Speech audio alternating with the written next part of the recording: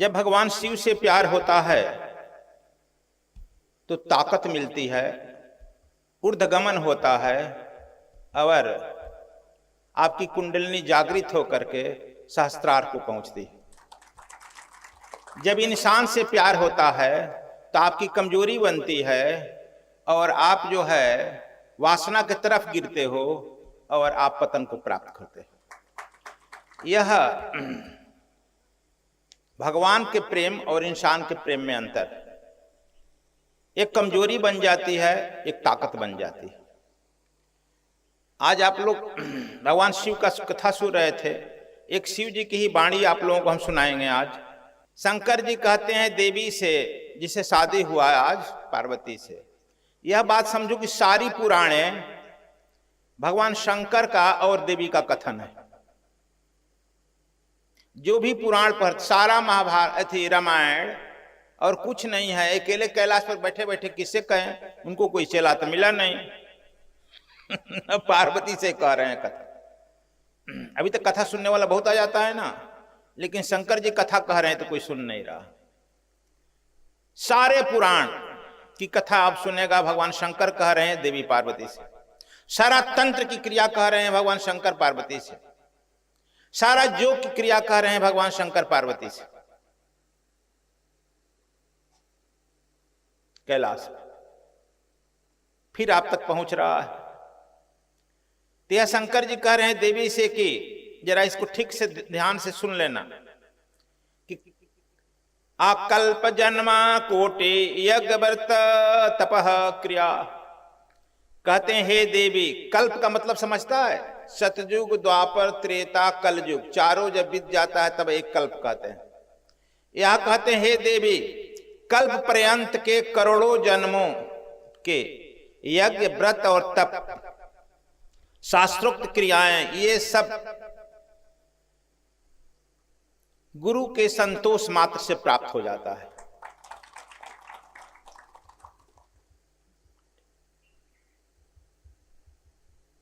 ताड़ी जी ठीक कह रहे हैं, गलती कह रहे हैं? अब तुम लोग समझो जरा यह बात।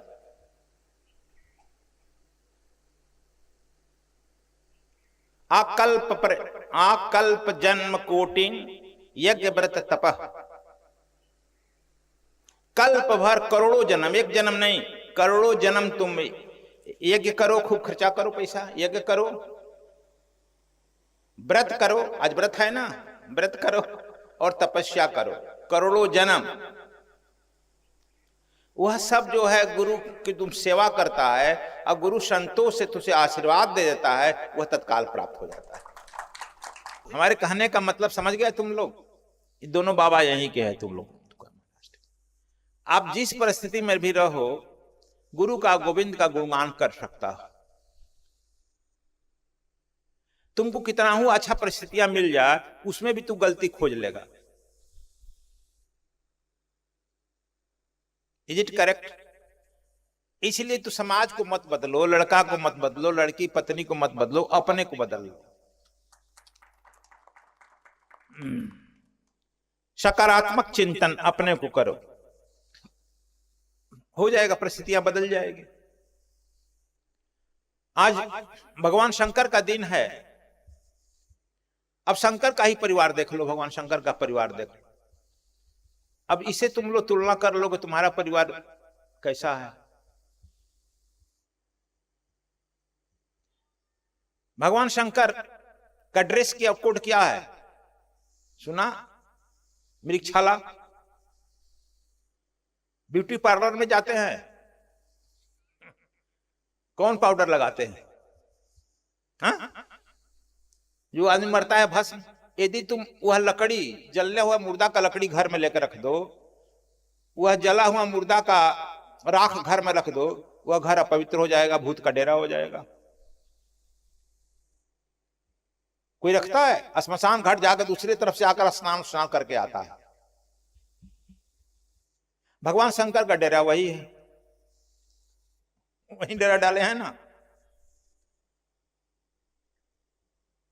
पाउडर में खर्च नहीं है, ड्रेस में कोई धोबी के जाना नहीं है, एक ही मृक्षा नंगे स्नान कर लेना, वही पहन लेना।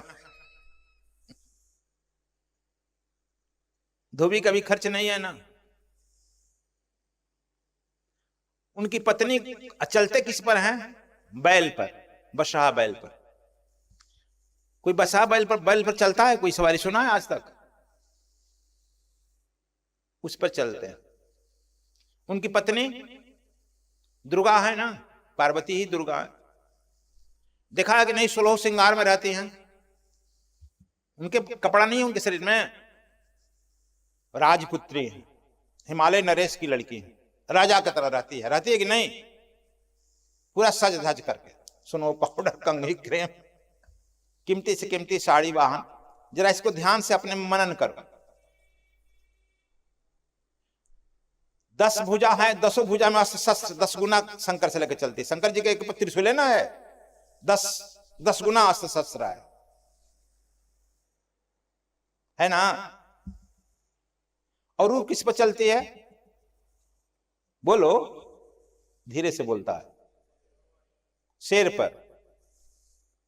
यदि दुर्गा जी, पार्वती जी अपने शेर पर बैठकर शंकर जी से मिलने जाएं, जो बैल पर बैठे हैं, तो वो बैल वहां खड़ा रहेगा कि भागेगा? नहीं बोल रहा। शेर का प्रिय भोजन क्या है? उसका भोजन है ना। तो जब भाग जाएगा तो शंकर जी गिर जाएंगे, नहीं गिरेंगे? पत्नी से मिल पाएंगे?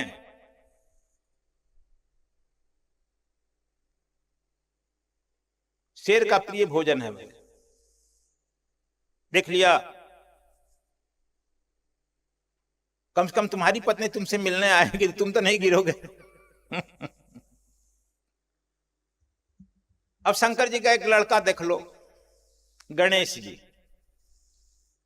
कुछ काम करते हैं, 5 किलो लड्डू खाते हैं। 2 पत्नियां हैं, दोनों पत्नियां रिद्धि सीधी 16 श्रृंगार में रहती है।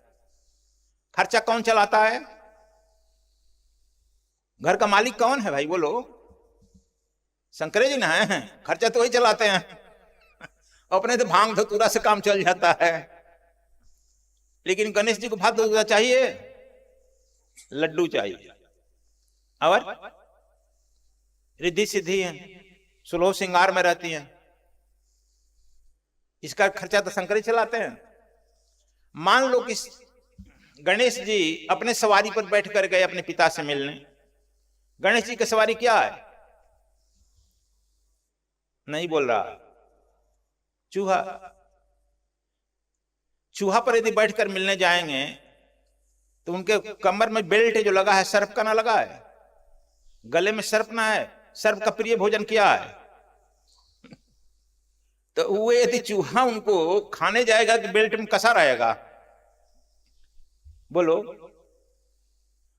उजागर अपना भोजन ग्रहण करने लगेगा तो शंकर जी नंगे हो गए कि नहीं? महतारी का देखो तो सब तो नंगे ही करने पर टका है। अब दूसरा लड़का कार्तिकेय यदि आ जाए तो उसका वाहन क्या है? मोर। याद है? मोर पर बैठकर कार्तिकेय आ जाए, कार्तिकेय मोर का भोजन क्या है? सांप। तो मोर को देखकर उनके बेल्ट में गले में सांप रहेगा कि भागेगा? भागेगा। फिर शंकर जी नंगे हो गए।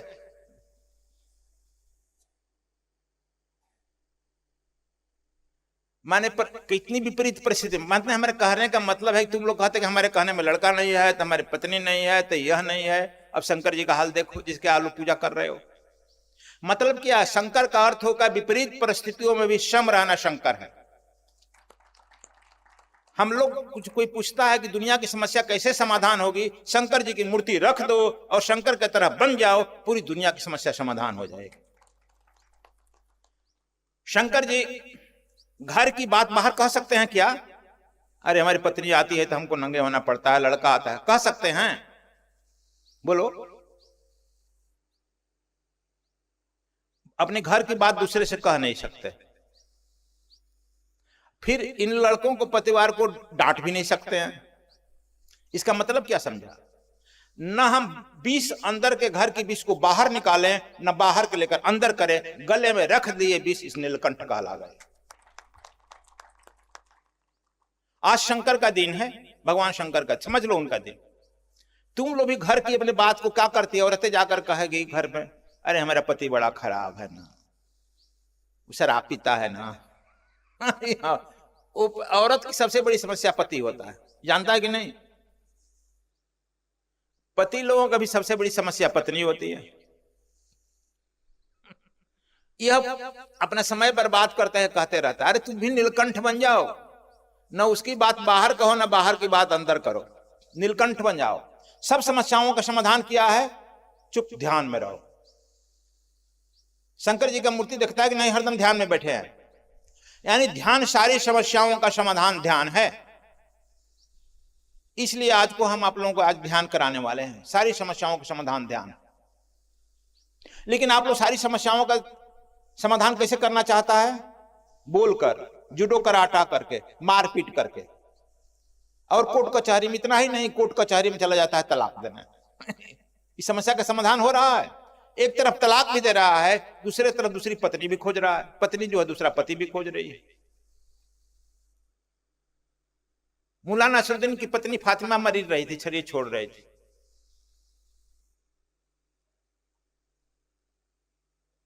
मरते वक्त फातिमा कही कि मुल्ला तुम दूसरी शादी तो नहीं करेगा, अब करेगा तुम तो हमारी साड़ी गहना मत उसको देना। कहा कि अरे यार मैं शादी कर सकता हूं, कहा तुमसे इतना प्रेम है, कर सकता हूं क्या?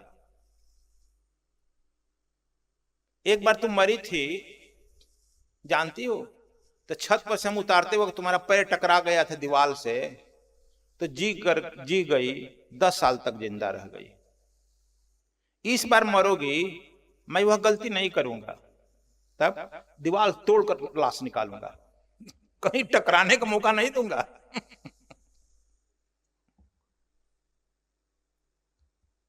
अब तुम कहती हो इस तरह तुम मोटी हो, जिससे मेरा प्रेम है रजिया बहुत दुबली पतली है, तुम्हारा ड्रेस उसमें होगा भी नहीं। अब समझ गया? एक तरफ पत्नी गई नहीं कि हम पति लोग शादी दुल्हन खोजने लगते हैं, दुल्हन लोग भी अब पति खोजने लगती है। क्यों?